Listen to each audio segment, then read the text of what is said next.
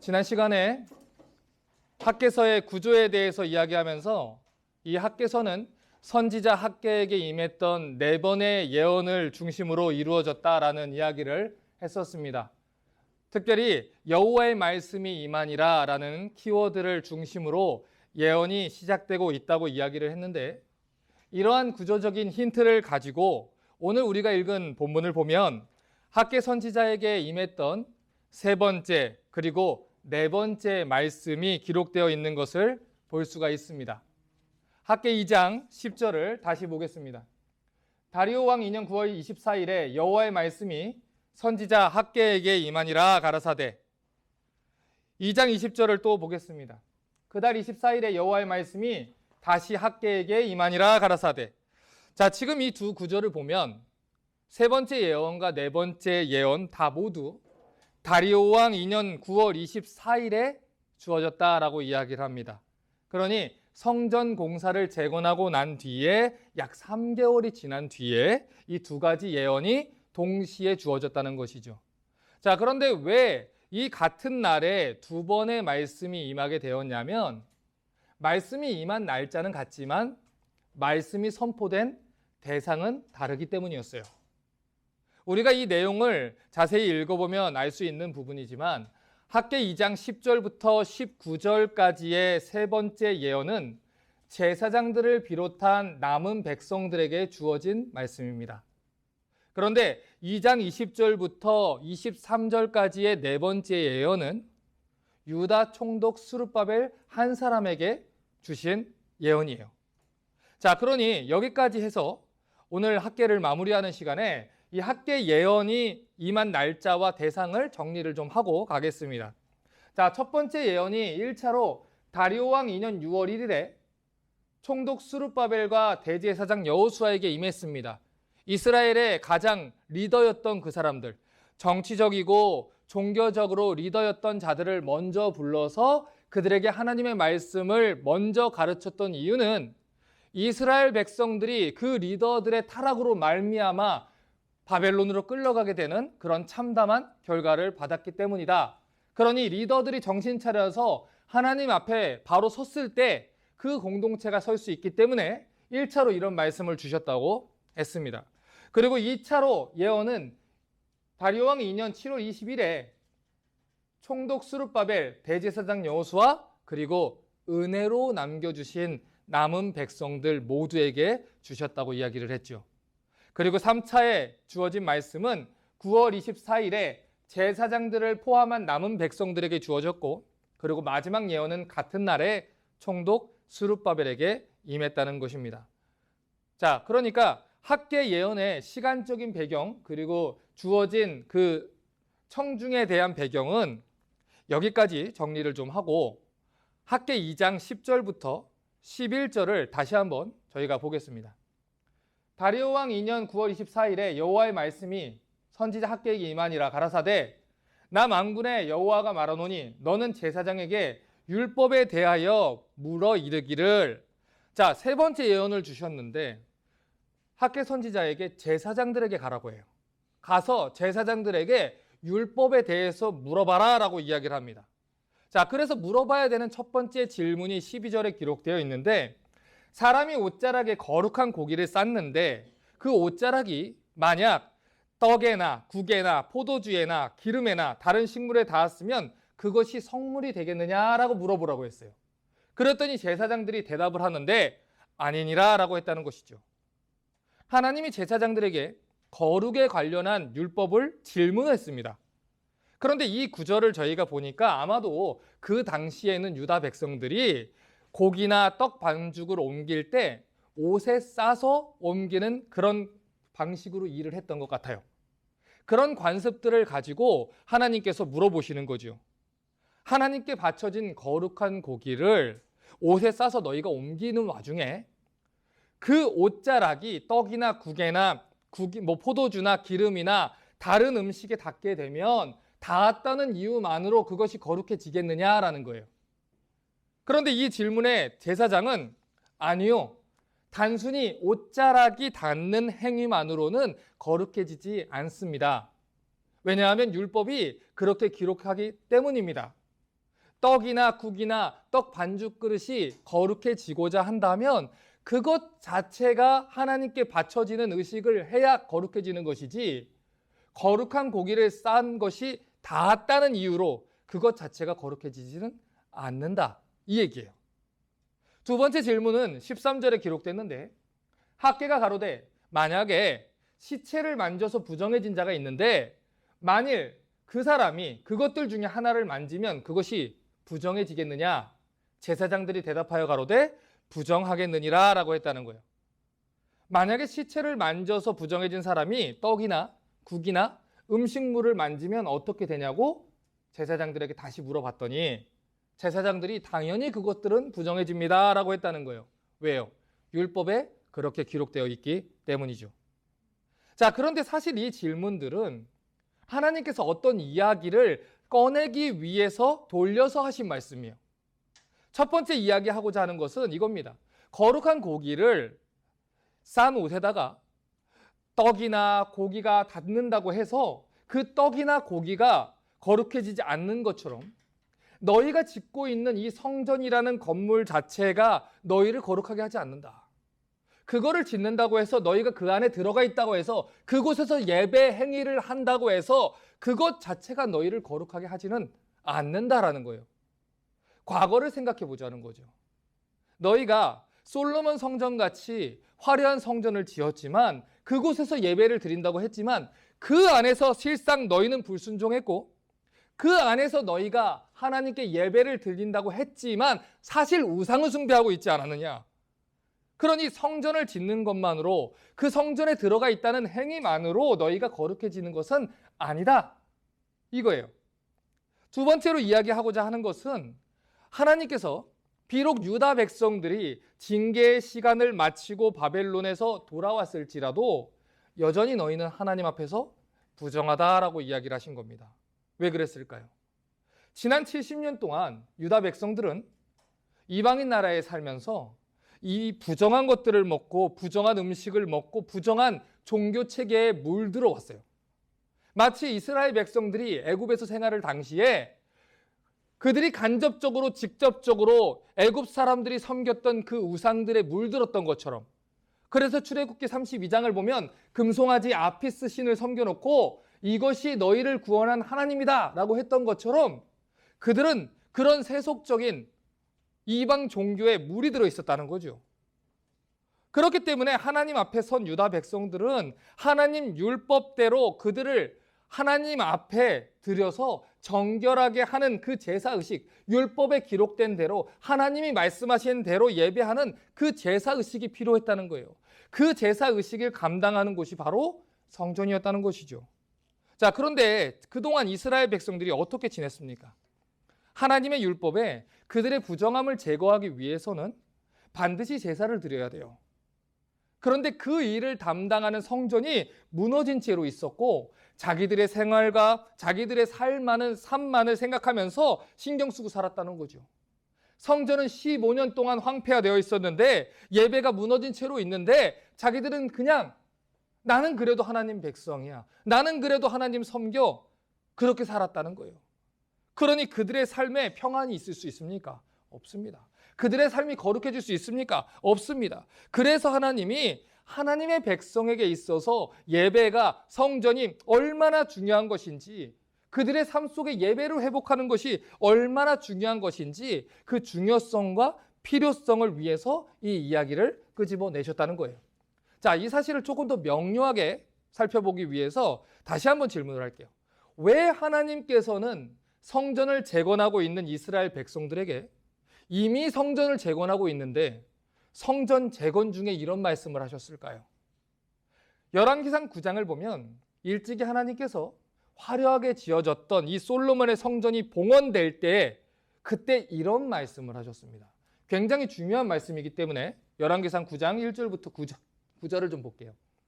솔로몬이 여호와의 전과 왕궁 건축하기를 마치며 자기의 무릇 이루기를 원하던 일이 마친 때에 여호와께서 다시 솔로몬에게 나타나사 이르시되 내 앞에서 기도하며 간구함을 내가 들었은즉 내가 너의 건축한 이 전을 거룩하게 구별하여 나의 이름을 영영히 그곳에 두며 나의 눈과 나의 마음이 항상 거기 있으리니 내가 만일 내 아비 다윗의 행한 같이 마음을 온전히 하고 바르게 하여 내 앞에서 행하며 내가 내게 명한 대로 온갖 것을 순종하여 나의 법도와 율례를 지키면 내가 내 아비 다윗에게 허여이 이르기를 이스라엘 위에 오를 사람이 내게서 끊어지지 아니하리라 한 대로 너의 이스라엘의 왕위를 영원히 견고하게 하려니와 만일 너희나 너희 자손이 아주 돌이켜 나를 쫓지 아니하며 내가 너희 앞에 둔 나의 계명과 법도를 지키지 아니하고 가서 다른 신을 섬겨 그것을 숭배하면 내가 이스라엘을 나의 준 땅에서 끊어버릴 것이요 내 이름을 위하여 내가 거룩하게 구별된 이 성전이라도 내 앞에서 던져버리리니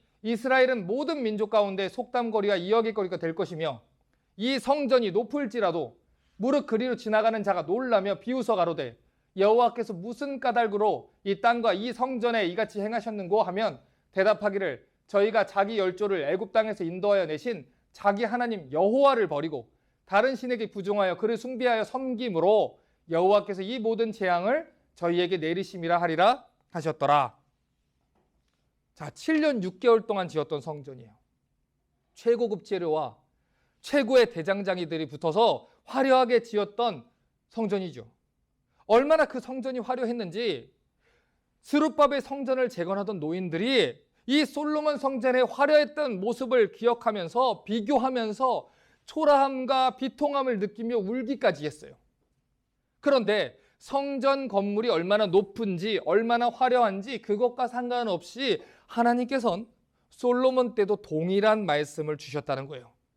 하나님이 기뻐하시는 것, 하나님이 받으시는 예배는 성전 건물이 얼마나 아름답게 꾸며지느냐, 얼마나 높게 세워지느냐가 아니라 이 성전 건물이 아무리 높고 화려하다고 할지라도 너희가 이곳에 와서 하나님이 아닌 다른 것을 섬기고 여호와를 경외하지 않으면 여호와 하나님께서는 그 성전 건물을 허시겠다는 거예요.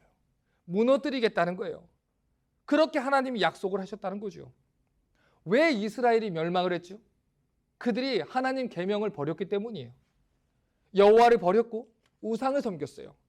하나님이 아닌 금송아지를 만들어서 아피스 신을 섬기며 바알과 아스타롯을 섬겼고 밀곰이나 몰록 같은 이방 신들을 섬겼어요.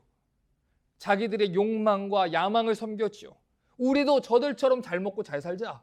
우리도 저들처럼 살자. 많으면 많을수록 좋지 않느냐. 하나님도 섬기고 이것도 섬기자. 분명히 하나님의 말씀에 나 외에 다른 신을 섬기지 말지니라.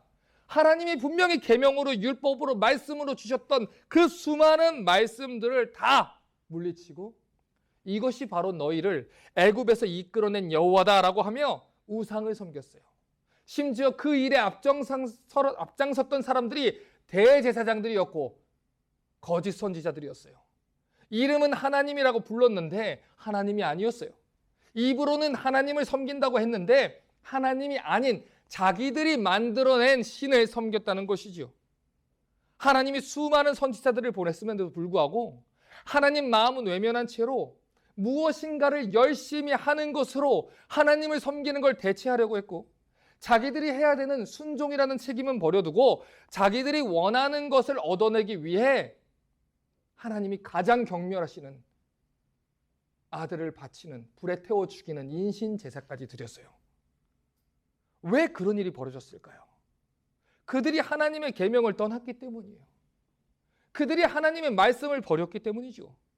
하나님의 백성들을 말씀으로 이끌어야 했던 이것이 아니면 아니라고 가르쳐줘야 했던 제사장들과 선지자들이 앞장서서 타락을 해서 세상과 손잡은 거예요. 내가 여기서 눈 감지 않으면 그것조차 먹지 못할까 봐, 쫓겨날까 봐 무서워서 그들에게 거짓을 가르친 거죠. 그들이 멸망의 길을 걸어갈 수밖에 없도록 그들이 잘못 길을 낸 거예요. 하나님의 말씀을 가르치고 하나님의 양들이 하나님의 길을 쫓아서 갈 수 있도록 길을 내야 했던 사람들이 하나님의 양들을 죽음의 골짜기로 몰았어요. 그러니 그 양들은 그 뒤를 쫓아가다가 다 죽게 된 거예요. 거짓 선지자들은 이것이 내게 임한 하나님의 말씀입니다. 하나님이 나에게 이렇게 말했습니다. 백성들을 속였어요. 하나님의 선지자들이 와서 외치며 회개하라고 외칠 때 그 선지자의 뺨을 치고 모함하고 잡아 죽이며 언제 여호와의 말씀이 나를 떠나 너에게로 가겠느냐. 그렇게 자기들의 거짓 예언을 지키며 수많은 사람들을 죽음의 골짜기로 몰았습니다. 교회는 껍데기로 충분한 것이 아닙니다. 교회는 이 건물 안에 들어왔다고 해서 저절로 거룩하게 되는 것이 아니죠. 우리 한 사람 한 사람의 성전이 하나님의 거룩하신 썩지 않는 말씀, 유일한 지표, 유일한 기준이 되는 하나님 말씀 위에 세워져서 지어져야 가는 곳이고, 예수 그리스도를 중심에 모신 그 거룩하게 구별된 성도, 거룩하게 구별된 백성들이 되어야 한다는 것이죠. 새로운 피조물이면 피조물답게, 하나님의 백성이면 하나님의 백성답게, 하나님 말씀 붙들고 하나님 말씀 배우고 이 길이 하나님이 원하시는 방향대로 걸어가고 인도하며 인도받는 곳, 그것이 바로 교회고 같이 거룩하게 지어져야 가는 공동체입니다. 그렇지 않고서 교회 건물 안에 들어와 있다는 사실만으로 저절로 거룩해질 수 있는 방법은 없다는 거예요. 예배 의식에 참여했다는 것만으로, 주일에 어떤 교회에 내가 들어가 있다는 것만으로 거룩해지는 것이 아니라는 것입니다. 그런데 그렇게 거룩해 왔다는 거예요. 주일 예배만 드리면 너는 거룩해진다. 헌금하면, 그 자리에 있으면, 봉사하면 거룩해진다. 아니라는 겁니다. 주일에 우리가 말끔한 옷을 입고 예배당에 앉아 있어요. 그런데 속에는 온갖 더러운 것과 악독과 탐욕이 가득한데 겉만 번지른 자 한 채로 나는 괜찮은 척, 나는 거룩한 척, 예배당에 앉아서 예배의식에 참여하는 것만으로 하나님이 예배를 받으시는 게 아니라고요. 하나님이 받으셔야만 예배입니다. 하나님이 드리라는 대로 거룩하게 드려지는 게 예배입니다. 고기를 쌓은 옷자락에 닿는 것만으로 거룩해지는 게 아니고, 예배당에 앉아 있는 것만으로 거룩해지는 게 아니고, 우리 마음의 동기와 삶의 조각들이 하나님이 받으실 만한 예배가 되어야 예배라는 거예요. 교회는 그리스도의 몸인 성도들의 모임입니다. 거룩한 하나님의 백성들의 공동체죠. 하나님의 법이 최고의 법이 되는 곳, 하나님의 법이 유일한 지표가 되는 곳, 내가 옳다고 생각을 해도 하나님이 틀리다고 하시면 틀린 것이 교회이고, 내가 틀리다고 해도 하나님이 맞다고 하면 맞아야 하는 것이 교회입니다. 왜냐하면 교회의 주인은 예수 그리스도이시기 때문이에요.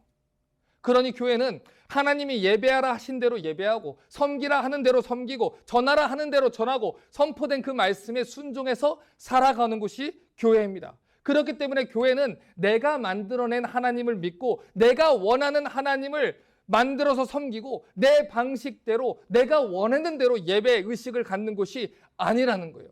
하나님 방식대로, 하나님 말씀 위에, 하나님 법대로 거룩하게 세워지는 것, 그것이 바로 교회라는 것입니다. 사람의 두 눈에 보기에 얼마나 초라하고 얼마나 멋있느냐, 얼마나 화려하고 얼마나 비교되느냐, 이것을 살펴보는 것이 아니에요. 사람들 눈에 보기에 얼마나 합리적이냐, 얼마나 효율적이냐, 얼마나 민주적이냐, 이것을 살펴보는 것이 아닙니다.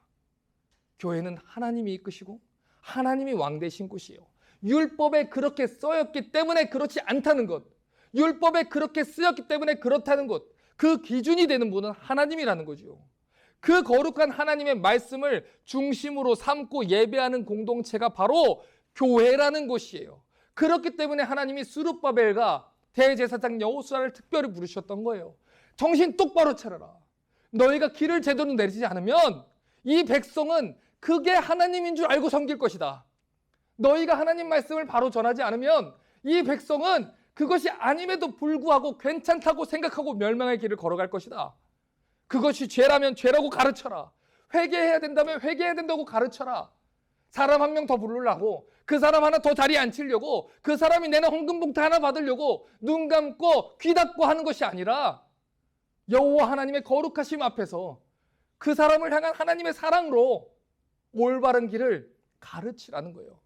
이 성전을 짓는 처음 이 초기에 지금부터 단추를 제대로 끼지 않으면 너희는 다시 무너질 것이다. 학개 2장 14절을 보십시오. 이에 학개가 대답하여 가로되 여호와의 말씀에 내 백성이 내 앞에서 그러하고 이 나라가 그러하고 그 손의 모든 일도 그러하고 그들이 거기서 드리는 것도 다 부정하니라. 하나님 보시기에 이 나라가 부정하대요. 그들이 하는 것도 다 부정하대요. 그들이 드리는 재물도 부정하대요. 그러니 그 부정한 손으로 건물 멋있게 지으려고 거기다가 애쓰지 말라는 거예요. 먼저 예배를 회복하라는 거예요. 뭐가 잘못됐는지, 너희들이 어디에 서 있어야 되는지 먼저 회복하라는 거예요. 그 성전에서 드려지는 예배를 통해 행위를 돌이키고 회개하면, 올바른 거룩한 마음으로 하나님을 섬기면 그때 하나님이 그곳에 임한다는 거예요. 솔로몬 성전이 무너졌던 것처럼 그때 그 실수를 범하지 말라는 거예요. 지금 너희가 비교할 것은 솔로몬 성전은 멋있었는데 우리는 왜 이런 데가 아니라는 거예요. 포인트가 틀렸다고요. 우리가 그때를 보면서 배워야 한다. 왜 솔로몬 성전이 무너졌느냐? 율법을 찾자. 말씀을 찾자. 하나님이 약속했는데 그들이 그 말씀대로 살지 않았다. 그러니 우리는 말씀대로 살아야겠구나. 이걸 보라는 겁니다. 그래서 학개 2장 10절부터 23절까지의 말씀을 보면 이 짧은 단락 가운데 추억하라라는 말이 3번이나 등장을 해요.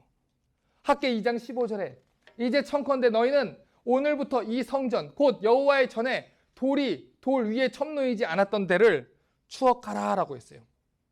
너희가 성전을 재건하지 않았던 그때의 삶을 다시 한번 떠올려 보라는 겁니다. 그때 우리가 어떻게 살았지? 학개 1장 6절에 이렇게 얘기를 했었어요. 너희가 많이 뿌릴지라도 수입이 적으며 먹을지라도 배부르지 못하고 마실지라도 흡족하지 못하며 입어도 따뜻하지 못하며 일꾼이 삭슬 받아도 그것을 구멍 뚫어진 전대에 넣음이 되느니라. 열심히 사는데 힘이 드는 거예요. 기쁨이 없는 거죠. 그들 삶의 예배가 무너진 채로 있으니, 삶의 이유와 목적이 없으니, 성전이 무너진 채로 있으니 그들의 삶이 평안할 수가 없는 거예요. 하나님의 백성에게 하나님이 없으니 평안할 수가 없는 것이죠. 학개 2장 16절과 17절에 그때에는 20석 곡식 더미에 이른즉 10석뿐이었고 포도즙 틀에 50그릇을 기르려 이른즉 20그릇뿐이었었느니라. 나 만군의 여호와가 말하노라. 내가 너희 손으로 지은 모든 일에 폭풍과 곰팡과 우박으로 쳤으나 너희가 내게로 돌이키지 아니하였느니라. 자, 지금 여기서 중요한 표현을 보셔야 돼요. 너희가 내게로 돌이키지 아니하였느니라. 자, 보세요. 지금 이 사람들의 삶에, 하나님 백성들의 삶이 이렇게 힘들었던 이유가 누구 때문이에요? 하나님 때문이에요. 하나님이 내가 너희를 폭풍과 곰팡과 우박으로 쳤다고 해요. 왜요? 너희를 돌이키려고. 너희를 회개하게 하려고. 너희로 하나님, 우리 삶이 이렇습니다. 공고합니다. 우리가 어렵습니다. 하나님, 우리가 무엇을 잘못했습니까? 어디부터 잘못된 겁니까? 틀어진 겁니까? 말씀을 찾고 다시 추억해서 돌아보기를 바라서 그렇게 징계도 하시고 때로는 훈계도 하셨는데 너희가 그러나 돌이키지 아니하였느니라. 과거에 하나님이 재앙을 주시고 징계를 하시면 뭘 잘못했는지 돌이키고 회개해야 되는데 자기들의 귀를 긁어줄 거짓 선지자들의 그 말에만 귀를 기르는 거예요. 내가 하고 싶은 걸 하게 해주니까, 내가 하고 싶은 걸 괜찮다고 해주니까 그들의 말에 귀를 기울이고 올바른 길에서 떠나서 우상을 섬기는 거예요. 하나님 말씀대로 하면 곤란하거든요. 하나님 말씀대로 하면 이게 불법이 되고 하나님 말씀대로 하면 내가 잘못된 게 되거든요. 그러니 하나님 말씀은 덮는 거예요. 그리고 괜찮다고 얘기하는 거짓 선지자들의 목소리만 듣는 거죠. 그래서 결국 어떻게 됐어요? 무너졌어요. 멸망당했어요. 그래서 하나님이 얘기하는 거예요. 역사는 과거의 교훈을 받게 하고자 내가 남긴 것이다. 왜 솔로몬 성전이 무너졌는지 생각해라. 너희의 삶이 왜 이렇게 힘들었는지 생각해라. 그리고 다시 그런 일을 겪지 않도록 명심해라. 그래서 2장 18절에 너희는 오늘부터 이 전을 추억하여 보라. 여호와의 전 지대를 쌓던 날부터 추억하여 보라. 2번이나 계속해서 이야기하시는 거예요. 추억해서 봐라. 돌이켜봐라. 너희가 포로에서 귀환한 후에 성전 지대만 쌓아놓고 14년 동안 방치했던 그때를 진지하게 생각해봐라. 그때 어떤 일이 벌어졌느냐? 곡식 종자가 창고에 있느냐? 포도나무, 무화과나무, 석류나무, 감람나무의 열매가 맺지 못하였느니라. 열심히 일해도, 고되게 일해도 그들의 삶에 평안이 없어요. 열매를 맺지 못해요. 왜요? 하나님의 백성이기 때문에. 제가 저희 자녀들을 가르칠 때 그런 얘기를 종종 해요. 때로는 둘이서 애들이 싸울 때가 있습니다. 우리 집 애랑 다른 집 애랑. 그때 그러면 저는 제 애를 혼내죠. 그리고 이렇게 얘기해요. 제가 어떻게 하든 아빠는 너처럼 혼내지 않아. 왜 그런 줄 알아? 너는 내 자식이니까. 너는 내 자식이니까 내가 혼내는 거야. 하나님 자녀니까 하나님이 손을 대시는 거예요. 하나님의 자녀니까 그렇게 하면 안 된다. 그렇게 가지 말아라. 하나님께서 그렇게 돌이키게 하려고 손을 대신 거예요. 그런데 그들이 돌아오지 않은 거죠. 그러니 하나님이 그들을 돌이키게 하려고 그들의 삶을 공고하게 두시는 거예요. 자, 그런데 그들이 마침내 학계의 메시지를 들었어요. 그리고 여호와의 성전을 다시 지었어요. 하나님, 우리가 잘못했어요. 우리가 다시 예배할게요. 우리가 다시 하나님만 섬길게요. 그래서 삽을 뜨기 시작했어요. 돌을 가져다가 전을 건축하기 시작했어요. 그랬더니 어떤 일이 벌어집니까? 그러나 오늘부터는 내가 너희에게 복을 주리라. 그러나 너희가 이전에는 이렇게 힘들게 살지 않았냐? 너희가 이전에는 하나님 떠나서 범죄했고 너희가 그렇게 나를 버리고 살았지만 너희가 이제는 내 말을 듣고 내 말에 순종하고 예배를 다시 회복하기를 원하기 때문에, 그러나 니들이 과거에 어쨌든 이제부터는 내가 너희와 함께 하겠다. 너희에게 약속한 복을 주겠다. 보세요. 이 말씀을 보면서 하나님의 그 간절한 마음이 여러분 보이셔야 돼요. 마치 그들을 회복시키고 싶어서 안달난 아버지가 보이셔야 되는 거예요. 누가복음 15장에서 집을 나갔던 아들이 나간 그날부터 아버지는 언덕에서 기다렸죠. 그런데 그 아들이 돌아오자마자 아버지가 달려갔어요. 성경을 자세히 보세요. 아들이 그를 봤다고 하지 않아요. 아버지가 그를 보고 달려가 입을 맞추고 잔치를 열었다고 얘기를 해요. 이 아들은 죽었다가 살아난 내 아들이니 가서 송아지를 잡아라. 잔치를 열어라. 그렇게 기뻐했다고 하죠. 그 아버지처럼 하나님이 그러신 거예요. 누가 구약의 하나님이 율법의 하나님, 무서운 하나님이래요? 구약의 하나님 동일하신 하나님이에요. 신실하시고 우리에게 주신 약속을 변하지 않는 동일한 여호와 하나님, 그 하나님이 언덕에서 지켜보시다가 하나님의 아들들이 딸들이 돌아오겠다고 하는 그때에 얼른 달려가서 그를 껴안고, 그러나 오늘부터는 내 아들이 돌아왔으니 내가 잔치를 벌이고 내가 너에게 복 주겠다. 내 아들은 죽었다고 살아났다. 내 아들은 이제 다시 내 품에 안긴 아들이다. 그게 하나님 마음이라는 거예요. 자, 이제 마지막으로 스룹바벨에게 임한 네 번째 예언을 볼게요. 20절과 21절에 그달 24일에 여호와의 말씀이 다시 학계에게 임합니다. 너는 유다 총독 스룹바벨의 고아에 이르라. 내가 하늘과 땅을 진동시킬 것이요. 하나님이 하늘과 땅을 진동시키실 일을 하시겠다고 해요. 그 일이 어떤 일입니까? 22절에 열국의 보좌를 엎을 것이고 열방의 세력을 멸할 것이고 병거들과 탄자들을 엎드려뜨리니 말과 그 탄자가 각각 그 동무의 칼에 엎드려지리라 라고 이렇게 얘기를 해요. 자, 지금부터 하나님이 일할 것인데 그게 얼마나 대단한 일인지, 하늘과 땅을 진동시키고 열국을 엎으실 그런 일이라고 해요. 지금 이 예언은 열방에 대한 심판의 경고입니다. 종말적인 시각에서 예수께서 이 땅에 오셔서 세우실 완전한 하나님 나라에 대한 예언을 주시는 장면이에요. 자, 그런데 우리가 선지서들을 보면 수많은 선지자들이 열방에 대한 심판의 예언을 하는 걸 우리가 볼 수 있습니다. 그런데 그 열방에 대해서 심판을 할 때 그 이유를 크게 두 가지로 봐요. 첫 번째 이유는 열방이 그리스도가 태어날 이스라엘 백성을 대적했기 때문에 그들에 대해서 심판을 임하기 위한 경고이고, 두 번째 이유는 열방에 의해서 고난을 받고 있는 하나님의 백성들에 대한 약속과 위로입니다.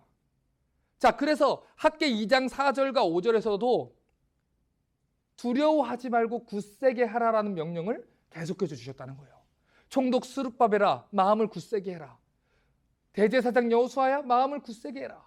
이스라엘의 모든 백성들아, 마음을 굳세게 해라. 결국에 하나님의 나라가 설 것이다. 그러니 마음을 굳세게 해라. 이 약속이에요. 비록 지금은 너희가 하나님의 백성으로 살면서 이 땅에서 고난도 받고 박해도 받지만 마음을 굳세게 해라. 하나님이 반드시 갚으실 것이다. 그리고 하나님의 약속이 23절에 이렇게 이어져요. 나 만군의 여호와가 말하노라. 스알디엘의 아들 내 종 스룹바벨아, 나 여호와가 말하노라. 그날에 내가 너를 취하고 너로 인을 삼으리니 이는 내가 너를 택하였음이니라. 만군의 여호와의 말이니라. 자, 지금 여기서 너로 인을 삼으리니, 너로 인을 삼으리니라는 이 표현은 하나님께서 스룹바벨에게 왕권을 주시겠다는 그 약속이에요.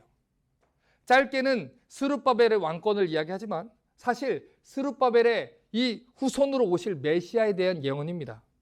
그래서 스룹바벨과 동시대에 활동했던 스가랴 선지자의 예언을 보면 오실 메시아에 대해서 이런 예언을 했어요. 스가랴 9장 9절에 시온에 따라 크게 기뻐할지어다. 예루살렘에 따라 즐거이 부를지어다. 보라, 내 왕이 내게 임하나니 그는 공의로우시며 구원을 베풀며 겸손하여서 나귀를 타나니 나귀의 작은 것 곧 나귀 새끼니라. 자, 이 예언을 누가 성취했죠? 예수님이 성취하셨어요. 마태복음 21장을 보면 예수께서 나귀 새끼를 타고 예루살렘에 입성하시며 호산나 다윗의 자손이란 찬송을 받으시죠. 그러니 지금 하나님이 예수 그리스도께서 오시는 통로로 스룹바벨을 사용하시겠다는 거예요. 그의 손으로 지어지는 성전을 통해서 하나님의 언약의 말씀이 전파될 거라는 것이고, 하나님의 백성들이 그 성전을 통해서 하나님의 말씀을 배우고 하나님을 계속해서 예배하게 되는 그 일이 벌어지게 될 거라는 것입니다. 이 일을 하게 되는 사람이 스룹바벨이고, 그래서 마태복음 1장에 예수님 족보에 스룹바벨 이름이 기록되게 되는 거예요. 이제 학개의 모든 말씀을 정리하려고 합니다. 하나님께서 학개 선지자를 통해서 성전을 재건하려고 하셨던 이유가 무엇이에요? 예배할 공간이 필요해서요? 맞을 수도 있지만 충분한 대답은 아니에요. 이 질문에 학개서의 핵심 포인트가 담겨져 있기 때문에 2장 14절을 다시 볼게요. 이에 학개가 대답하여 가로되 여호와의 말씀에 내 앞에서 이 백성이 그러하고 이 나라가 그러하고 그 손의 모든 일도 그러하고 그들이 거기서 드리는 것도 부정하니라. 여호와께서 말씀하시기를 하나님 보시기에 이 나라가 부정하대요. 이 백성이 부정하대요. 그들이 하는 일이 다 부정하대요. 그들이 드리는 예배도 부정하대요. 그러면 어떻게 그들이 드리는 예물과 제물과 그들이 드리는 예배가 깨끗해질 수 있을까요? 어떻게 하면 부정한 자들이 거룩한 예배를 드릴 수 있을까요? 성전 건축을 하면 거룩해집니까? 제물을 많이 드리면 거룩해지나요? 이 질문에 대해서 답변하는 사람이 학개 선지자와 함께 세움을 받은 스가랴 선지자입니다. 스가랴 3장 3절과 4절을 보면 이렇게 대답을 해요. 대제사장 여호수아가 더러운 옷을 입고 천사 앞에 섰는지라.